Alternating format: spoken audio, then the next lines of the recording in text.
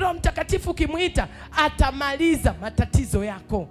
Chochote unafanya kuanzia leo, hebu mshirikishe Roho Mtakatifu. Mwambie tu, Baba, nataka kwenda sehemu fulani, ni sahihi? Amina. Sisi kwa sababu wengine ni wageni wa Roho Mtakatifu, lazima uulize. Lakini Roho Mtakatifu kanuni yake, chochote unawaza tayari yeye amekijua. Chochote unataka kukifanya tayari yeye amekijua, na anakuletea ujumbe, unataka kufanya hivi, hapana. Bwana asifiwe. Kwa hiyo tumtafute sana Roho Mtakatifu. Roho Mtakatifu ni maisha yetu. Roho Mtakatifu ni, sijui nikwambie nini, sielewi cha kukwambia, nadhani umenielewa.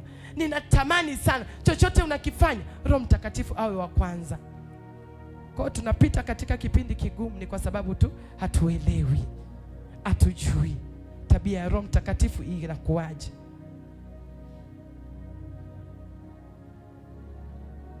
Bwana asifiwe. Maisha ya Roho Mtakatifu ni ushindi kwako. Ukiwa na Roho Mtakatifu wewe ni mshindi. Ukiwa na Roho Mtakatifu wewe ni mshindi.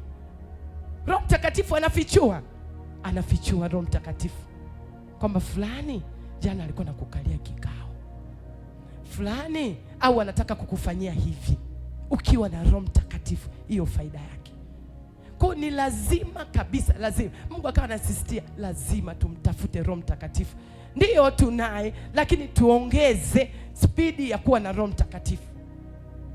Tuongeze viwango tena, tukanyage hatua nyingine tena kumtafuta Roho Mtakatifu na kumweleza shida zetu na changamoto zetu. Amina. Kwa hiyo unapokuwa na Roho Mtakatifu, kuna sauti huwa inakusemesha, inakuja kukuambia hivi na hivi na hivi. Lakini lazima ujue kwamba kuna sauti ya shetani na kuna sauti ya Mungu. Amina. Kwa hiyo ukiwa ukaishi yale matendo mazuri, ukatembea kwenye zile amri 10 za Mungu, utaweza kuchanganua hii sauti ya Roho Mtakatifu, hii sauti ni adui. Kwa hiyo huwa zinatofautiana. Bwana asifiwe. Kwa hiyo Roho Mtakatifu ni muhimu sana kwenye maisha, hasa kipindi hiki. Tuko kwenye kipindi kigumu sana. Tukiwa na Roho Mtakatifu hatutazurika. Tukiwa na Roho Mtakatifu atatuvusha. Bwana asifiwe.